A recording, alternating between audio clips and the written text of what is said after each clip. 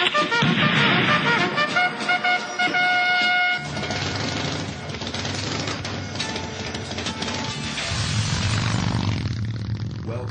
to Free Fire Radio. And we're going to kick off today's lunch with a topic of healthcare. Government, the government helping us with our healthcare from one side, and you might say, and maybe the government intruding into our healthcare probably from another side. And with all civil discourse, you need to hear both sides. And we were fortunate enough today to have representatives that can talk about this.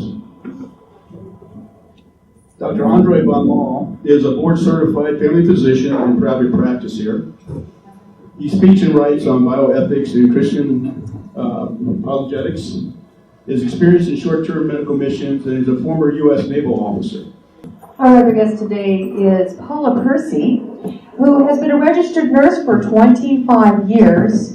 She is also on the American Association of Audit Service of SARB. I'm on Shasta County SARB Board. And she is on the Shasta County Public Health Advisory Board, and also is a graduate of the University of Arkansas at Fayetteville. All right. So please welcome our guests, ladies and gentlemen.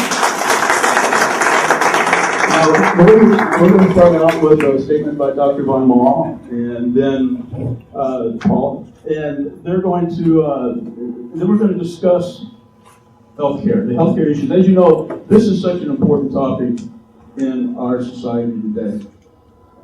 Really, it's even a little bit difficult to discuss everything because there's been nothing really in writing, hard-written proposals that anybody has seen, and there's been a lot of rumors. The issue here is whatever you want to call it, nationalizing healthcare or a single-payer system, changing the status quo towards something more governmental. Is it a prescription for success or is it a problem? I see top three problems with our healthcare system. Number one being the healthcare cost. I am not talking about the cost of the nation, that it's 17% of our economy, because it is 17% of our economy. Growth industry, all kinds of jobs, creativity come out of it, all kinds of pluses. What I'm talking about is that any individual who gets hospitalized with the right thing at the wrong time without the right coverage could be ruined. Secondly, insurance availability and price. Our former Surgeon General, C. Everett Koop, said it's become a situation now where it's down to the insured, the uninsured, and the uninsurable, and it was never supposed to be that way. Insurance is supposed to be a pooling of risk, not a skimming of the virtually risk-free. There are things we can do to change that. And thirdly, financing existing government entitlements. No industrialized nation can do it, but everybody's afraid to say so. For a specific example, in the United States, the combined cost of Medicare and Social Security by 2020 will account for 1 of every 4 tax dollars. Just the medical part of things, Medicare and Medicaid by 2050 will account for 4 of every 4 tax dollars. That's unworkable. We have a situation there. And that's just keeping things as they are. The problem is too many people think going to a single-payer option means we have everything that we have now and it'll be free. And they're in for a very rude surprise. We speak of 47 million people uninsured. The Kaiser Family Foundation, which is nobody's idea of a radical conservative group, I picked them because they're among the most liberal, say that number corrects to 14 million. Most other groups say it's even less than that. For people that are involuntarily uninsured who are legal residents. You get the higher number by adding the 12 million undocumented immigrants, adding people that are actually covered by something else, Medicare, Medicaid, public health service, but don't have supplemental insurance. So yes, technically they're not insured, but they're most certainly not uncovered. And people making $50,000 and over who have chosen for a time not to have insurance, say they're 23 years old and figure they're bulletproof and nothing can touch them. But it's 14 million that are involuntarily uninsured. Certainly, we can come up with something for 14 million short of wrecking our current system. A single-payer system is a system where the one source, which would be the federal government, would collect funds which would come from the tax sources that would replace insurance premiums, and thus those funds would go through the federal government, and of course our cooperative payment that would go with that would go in, and then thus those funds would be reversed to the insurance company. We have multiple issues that affect healthcare today. It's not a simple issue, but it's very complex, and I don't think people realize how complex it truly is. What we have here is a broken wheel, and the wheel can't turn without one of the other parts of the wheel working. We have registration, we have eligibility issues, quality control, portability, electronic record systems. And what I mean by that is, number one, where I'd like to start is the emergency room.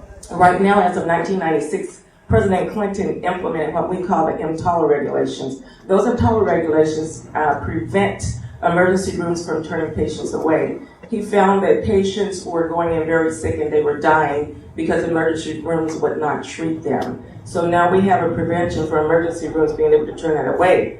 But as a result of that, people with low income or people that can't afford to go to a doctor's office or people that don't have a primary physician have difficulties being seen. And as you know, one of the primary sources here in our area here, especially in the city of Reading, is Shasta Community Health Center.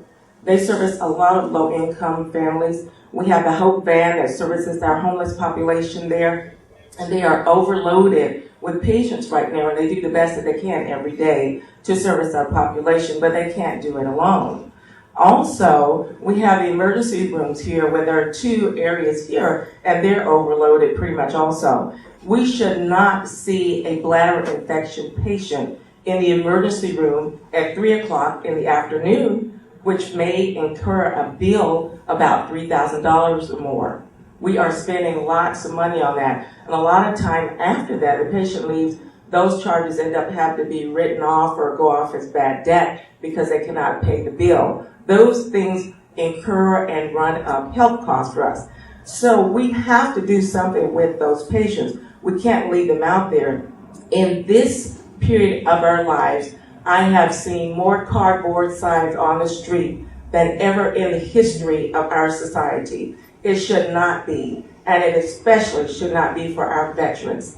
I think a lot of our veterans, they go over there and they give their lives for their country and they come back with Agent Orange and all kinds of things, black lung disease, and they cannot get health care.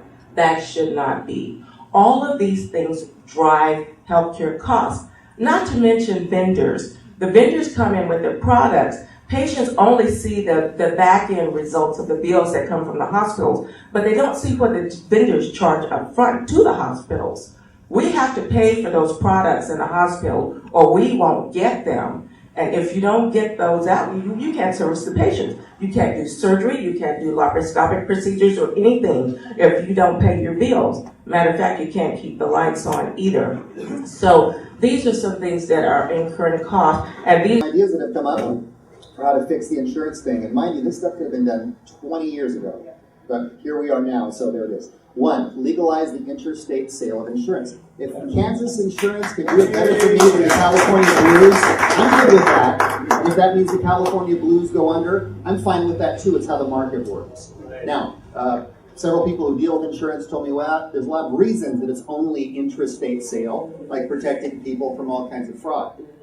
Obviously, one of the answers to that is, okay, if you're going to sell across state borders, here are the terms you must meet. And it's enforced by this agency and this agency, who are paid well to make sure you don't rip anybody off. All right. The same tax breaks that you get for business-purchased insurance, you ought to get if you purchase it individually. What's the difference? Why is one getting a tax break and the other isn't? It should be equal across the board. That's easily done.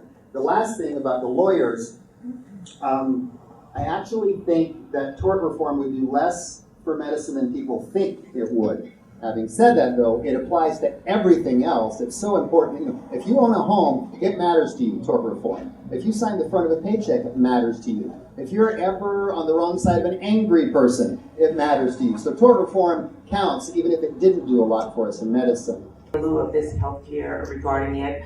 But you have to realize right now, this is a proposal right now. It is not an actual bill yet.